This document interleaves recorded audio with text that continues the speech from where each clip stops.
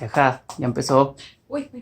Hey, ¿qué onda, trastornados? ¿Cómo están? El día de hoy traemos algo súper especial para ustedes, espero sea de su agrado. Como ya lo han visto, hemos estado posteando muchas cosas acerca de este canal. Queremos llamar tu atención porque queremos compartirte todas las cosas que hemos estado aprendiendo juntos. Hay muchos temas que queremos compartir contigo y también nos gustaría que nos compartieras algunos temas que quieres que investiguemos y que te demos una explicación más amplia acerca de todas las dudas que pudieran surgir. Hoy vamos a extender la explicación de por qué nuestro canal se llama Los Trastornados. Si aún no has visto el video explicativo de por qué nos llamamos Los Trastornados, te invito a que vayas a verlo aquí en el canal. El video se llama El Inicio. Me siento muy emocionada y muy agradecida con Marco por la invitación que me hizo para participar junto con él en este video. Esta semana charlamos con las psicólogas Beverly Barbosa y Dulce Sánchez y con la psiquiatra Alma Ramos, a quienes preguntamos cuál era la diferencia entre el trastorno esquizoide y una persona religiosa, centrándonos en la idea de que las personas que son diagnosticadas con un trastorno esquizoide generalmente son personas que creen que están hablando, que están escuchando o que sienten que están con un ente que nadie más puede ver. Pero un religioso hace básicamente lo mismo. Entonces, en este video nos explican cuál es la diferencia entre una persona que tiene un trastorno y un religioso.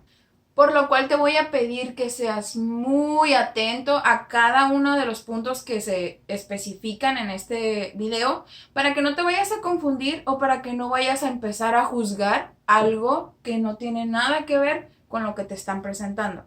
Antes de pasar a la charla me gustaría compartirte dos versículos que van a ser de ayuda para que entiendas el video y entiendas el por qué la gente nos llama trastornados. En Hechos 26, 24 y 25 dice, diciendo él estas cosas en su defensa, Festo a gran voz dijo, estás loco, Pablo, las muchas letras te vuelven loco. Mas él dijo, no estoy loco, excelentísimo Festo, sino que hablo palabras de verdad y de cordura.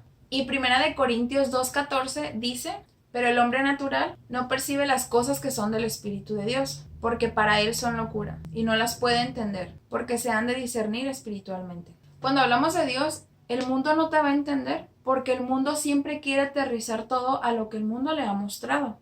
Las cosas que son de Dios se tienen que discernir espiritualmente, ya lo habíamos leído.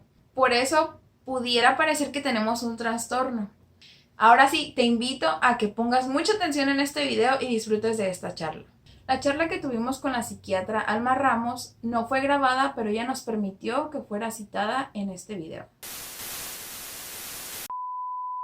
Estamos conectados con la doctora Beverly Barbosa, que nos atiende desde Michoacán. Muchas gracias por acompañarnos. Quiero hacer la pregunta muy concreta. ¿Cómo podríamos determinar un trastorno del tipo esquizoide quizás si una persona viene y me dice que habla con Dios, está completamente segura de que habla con Dios, y segundo, que este Dios le responde? No necesariamente a través de la Biblia o de otras personas, sino que quizás esta persona dice, yo escucho la voz de Dios que me contesta estas cosas. ¿Cómo podríamos determinar que alguien tiene un trastorno o en este sentido o que es una persona religiosa que tiene comunicación con Dios? ¿Cuál sería la diferencia? Puedo decirte que hay dos vertientes clínicas marcadas por el DSM-5, que es el manual que actualmente nos rige para diagnosticar tanto a los psiquiatras como a algunos psicólogos clínicos. Entonces, podemos hablar de un trastorno esquizotípico de la personalidad, en tanto que sea una persona que tenga cierta fantasía, por decirlo de cierta manera, y un pensamiento mágico. ¿Puede derivar en un pensamiento religioso? Sí, por supuesto. Otra situación sería hablar directamente de un trastorno psicótico, de un brote psicótico en general. El trastorno más conocido es la esquizofrenia. ¿Cómo yo como profesional puedo determinar si es un pensamiento mágico de tipo esquizotípico, si es una psicosis o si realmente cabe la posibilidad de que mi paciente tenga una conexión con alguna deidad? ¿Okay? Un factor importante, independientemente de si es psicosis o es personalidad, es hablar de dos características muy importantes en cualquier tipo de trastorno o alteración mental. Hay que considerar dos tipos de sentir del paciente, ¿sale?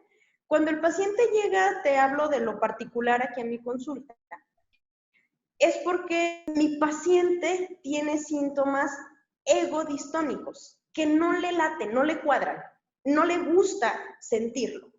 Cuando mi paciente anda ahí en la calle y que, por ejemplo, puede sacar una ventaja de su, pues, no sé, puedo decirte de su don o de su alucinación, estamos hablando que esta persona tiene un síntoma o una serie de síntomas y signos que son egosintónicos. Están en sintonía con él. Estamos felices con eso.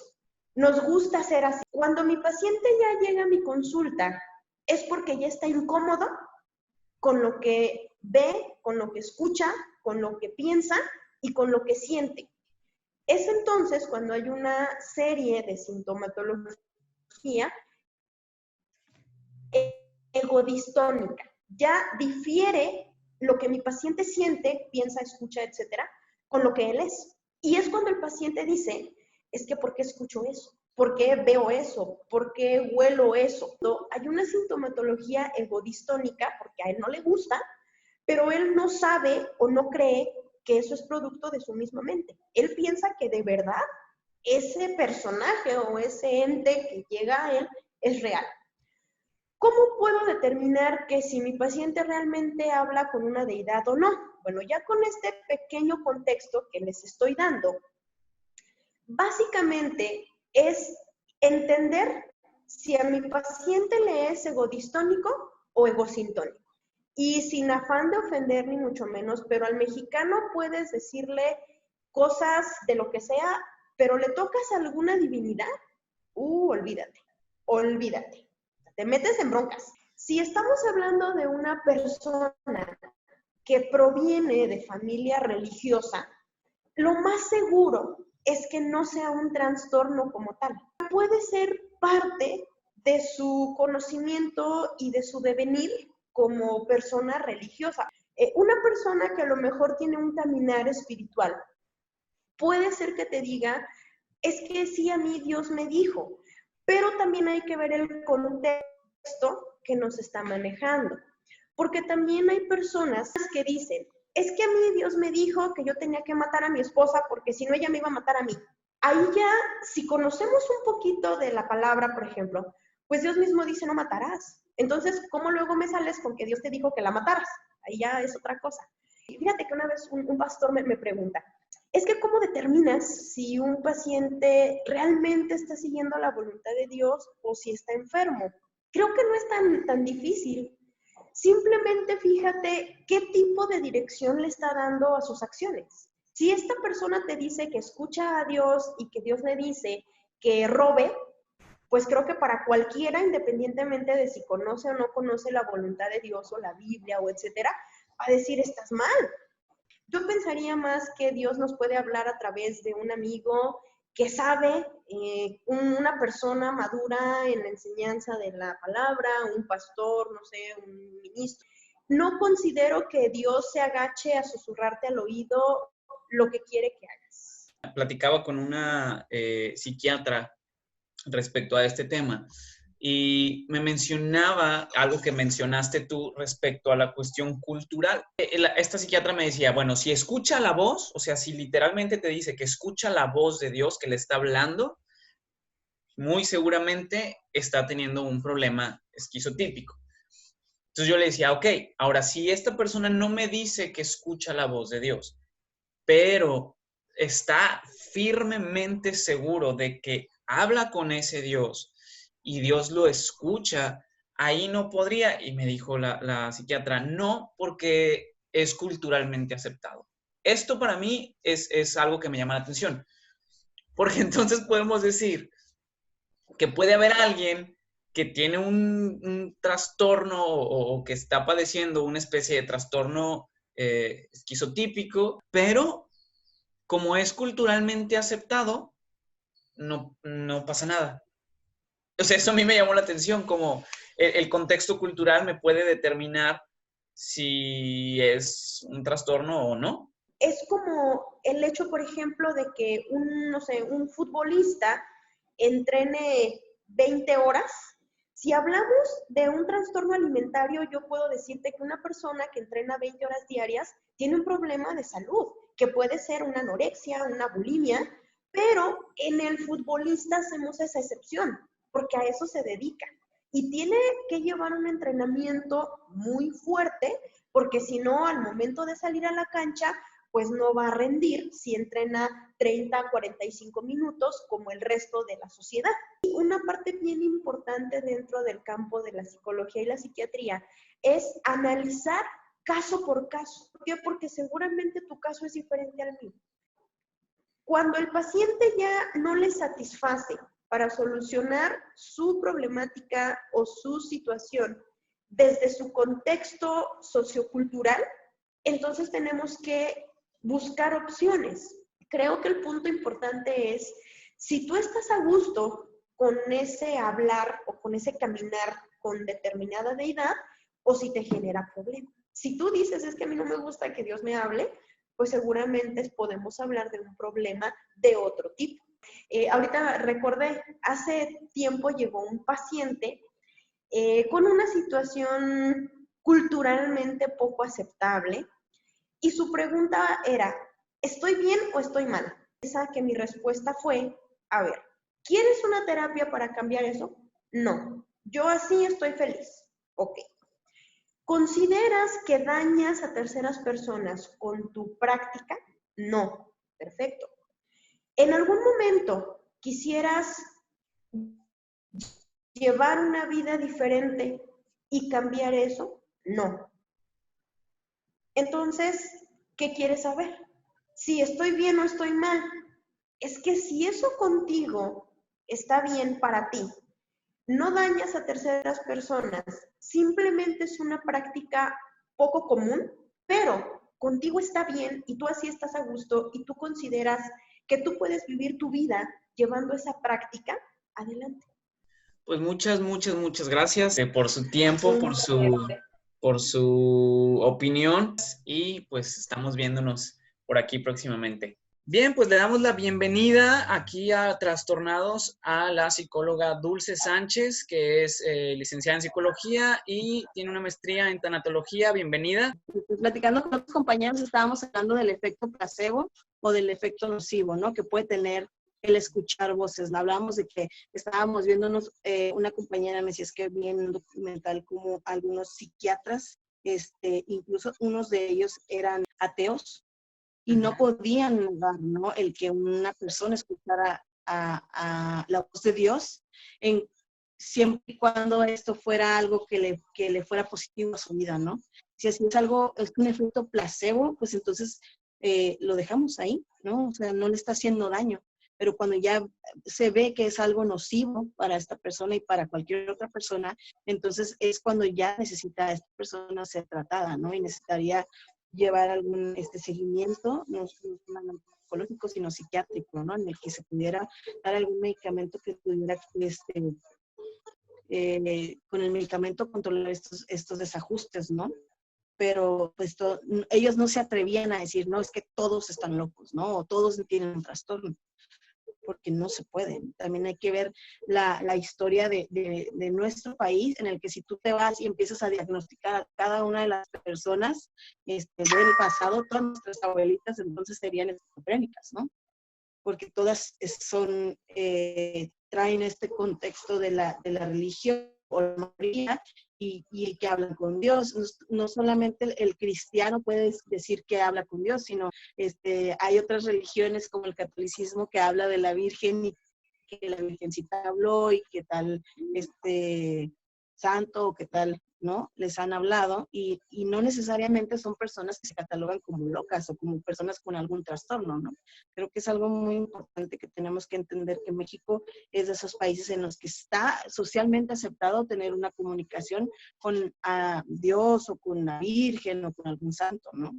Creo que México tiene esta cultura. Algo que mencionan no solo tú, sino la psicóloga Beverly Barbosa con la que platicamos hace unos días y platiqué con una psiquiatra también, hablan mucho de esta parte de lo que es culturalmente aceptado y la cuestión de las conductas. Me llama la atención que hay un par de diferencias en esto. Si yo digo que esta persona escucha y habla con un Dios, pero culturalmente es aceptado dentro de una religión, no se considera trastorno. Y por el otro lado, si esta persona dice que escucha o habla con un Dios X, mientras su conducta no sea una conducta inapropiada hacia los demás, entonces no se consideraría un diagnóstico de algún trastorno. Sin embargo, a mí me surge esta duda. Entonces, la única diferencia entre una persona que padece un trastorno esquizoide y yo es la conducta y la cultura. Es que todo es subjetivo. A lo que voy es a esta parte que si tú te acercas a una comunidad en la que ellos creen la fruta es su Dios y tú estás hablando con todas estas personas creen esto y tú le preguntas a alguien, es normal para ellos que la fruta sea Dios. Pero si tú sales de esa comunidad y vienes a Tijuana y les preguntas, oye, ¿qué onda con la fruta? La gente dice que es su Dios, pues entonces el contexto es completamente diferente y el tijuanense te va a decir, pues está loco, ¿no? O sea, ¿cómo la fruta va a ser su Dios? Conductualmente sale de la normalidad en lo que está esta comunidad. Tú como con una, digamos, especialidad en tanatología, me platicabas hace ratito fuera del aire respecto a la cuestión de cuando están por morir. Tú trabajas en un hospital, en el área de oncología pediátrica, y me hablabas, obviamente sin mencionar nombres, de niños que cuando ya están por morir, hablan acerca de que ven ciertas cosas, que escuchan ciertas cosas, y tú como profesional de la salud mental que trabaja en un hospital, por la experiencia que tienes, tú te das cuenta, cuando un niño ya está hablando de que ve ciertas cosas o escucha ciertas cosas, tú ya sabes que ese niño está por perder la vida. Entonces me gustaría que nos hablaras de eso. ¿Cuál sería esta cuestión donde tú dices, es que yo no puedo diagnosticar a este niño con un trastorno por esto o esto? Bueno, sí, yo trabajo en el hospital y con pacientes oncológicos pediátricos, niños con cáncer.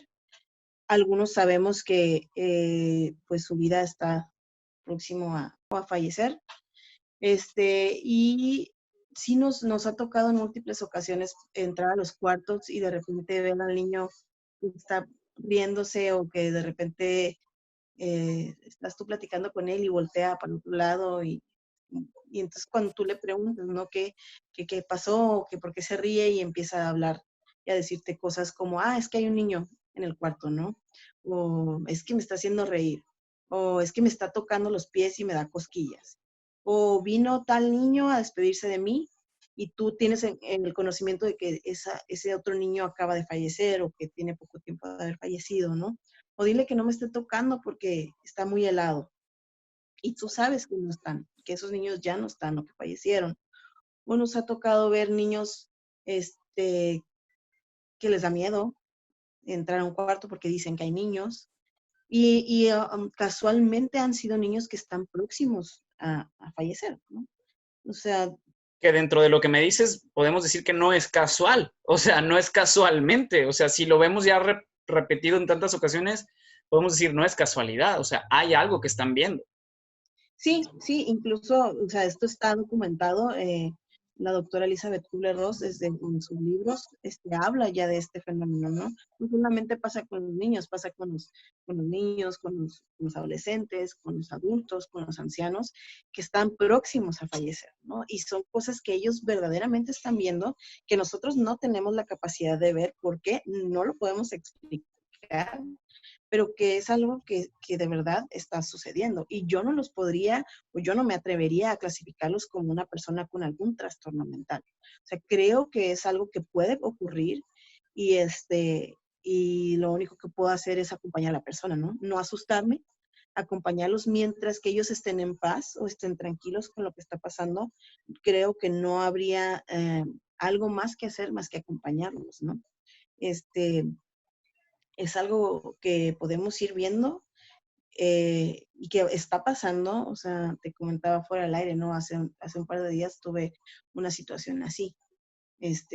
Me hablaron y me comentaron algo así con uno de mis pacientes. Es un paciente, un niño, que sabemos que su enfermedad no ha remitido, regresó y el paciente pues probablemente fallezca en poco tiempo.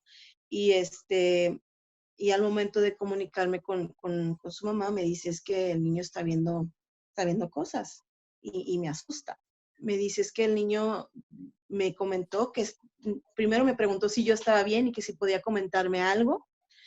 Y cuando le dijo la mamá que sí, que estaba bien, que podía platicar con ella, el niño le dijo, es que hay una persona que está hablando conmigo, es una mujer y es un ángel. Y me dijo que me voy a morir dormido y yo quiero que estés tranquila. Wow. Y lo primero que me dijo fue, hola, su nombre, y salam alaikum, que sabemos que es un saludo en otro idioma. Y la mamá me Sí, decía, que es una bendición en árabe. Salam aleikum, similar a Shalom Aleichem del hebreo, ¿no? entonces la mamá, que no tenía conocimiento de esto, se asusta, busca en internet y encuentra, ¿no? Que es una manera de saludar o de presentarse. ¿El niño tenía conocimiento de esto previo a esta situación? No. Y eso es lo que se me hace súper interesante, porque tú digas, ok, el niño lo vio y se lo inventó. O por otro lado, está viendo cosas fuera de lo común. Lo interesante aquí es que está hablando de cosas que está dando un saludo que él no conocía y es algo real, que no es dentro de nuestro contexto sociocultural, por decirlo de alguna manera. Entonces no podrías decir como, él se lo inventó, porque hay un respaldo de esto, ¿no? Y anteriormente el niño veía niños. Estoy hablando de mucho antes. Y al principio tenía miedo. Dentro del cuarto del hospital, un niño o una niña le tocaba el pie y él tenía miedo. Me decía, es que mami, tengo miedo porque me está tocando el pie. Ya le dije, al principio le daba risa y después ya le dio miedo porque estaba muy insistente, hasta que dejó de verlo, ¿no? Y ahorita la mamá me comenta, no, está muy tranquilo. Él está muy tranquilo y no le tiene miedo. Ok. No sabe pronunciar su nombre porque dice que es muy complicado, muy probablemente sea algo en hebreo, ¿no? En árabe o en algo. Entonces, son cosas que no podría decirte, es un niño que tiene algún trastorno, ¿no? No es el único al que hemos visto, no es el único al que hemos acompañado en estas situaciones. Que son cosas que volvemos a lo mismo. Uno como creyente, para uno es entendible todo esto porque conoce que hay un mundo espiritual, hablando de tu servidor y de ti misma, porque sabemos que hay un mundo espiritual. Y para nosotros, como tú dices, yo no lo puedo catalogar como un trastorno, y menos por los antecedentes que hay, pero ahí es donde centro toda mi atención, esta parte donde nosotros cómo nos diferenciamos de alguien con un trastorno esquizoide, en el sentido de que yo puedo entender o yo puedo decir que veo, hablo, escucho o me escucha un mundo espiritual y cuál sería entonces la diferencia con alguien con un trastorno esquizoide que escucha o ve o habla con algo. Tú como profesional de la salud mental, ¿qué nos dirías? ¿Dónde radicaría la diferencia? Como te he comentado, ¿no? Yo creo que tiene que ver en la conducta, en lo conductual y en lo funcional de la persona. Concluyo con esto desde mi ignorancia, ya que yo no soy un profesional de la salud mental. La diferencia, o lo que entiendo es, la diferencia entre una persona con un trastorno esquizoide y una persona religiosa que cree en un Dios que le escucha, le habla o lo ve y lo escucha, etcétera, es la cuestión conductual, siempre y cuando no afecte a terceros o que no tenga un problema social es aceptado y no se puede considerar un trastorno. Si hay una afectación y si hay un problema social, entonces sí se cataloga como un trastorno, mental. ¿Estamos de acuerdo con esto? Sí, creo que radica ahí la diferencia, ¿no? En la funcionalidad y en la conducta de la persona. Muchísimas gracias por tu tiempo, por aceptar hacer esta pequeña charla. No, pues muchas gracias por la invitación. Te mando un fuerte abrazo. Igual, cuídate mucho, saludos.